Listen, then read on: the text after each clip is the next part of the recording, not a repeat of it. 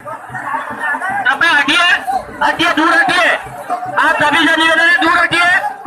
गोयरी के अंदर से दूर हटिए। आप सभी से निवेदन है, गोयरी के अंदर से दूर हटिए। बोल चादर की। कृपया आने दीजिए, गाय को धीरे धीरे आने दीजिए। कृपया गाय को आने दीजिए।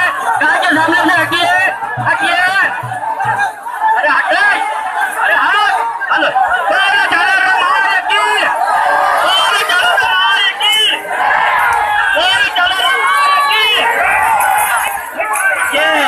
सामने शानदार गाय और गोयरी का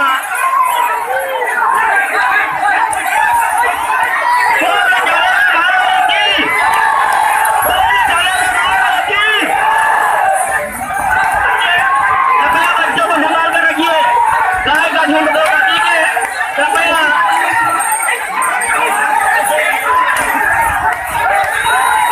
ये आपके सामने छोटे छोटे बच्चों के साथ गाय और गोयरी का एक शानदार कार्यक्रम कवि समाज की ओर से धीरे धीरे आने दीजिए। ये शानदार कार्यक्रम आपके सामने गाय और गोयरी का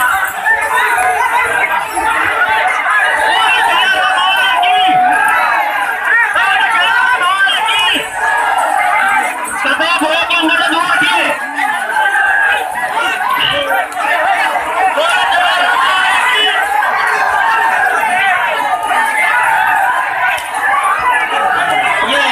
सामने नन्हे नन्हे बालकों के लिए एक शानदार कार्यक्रम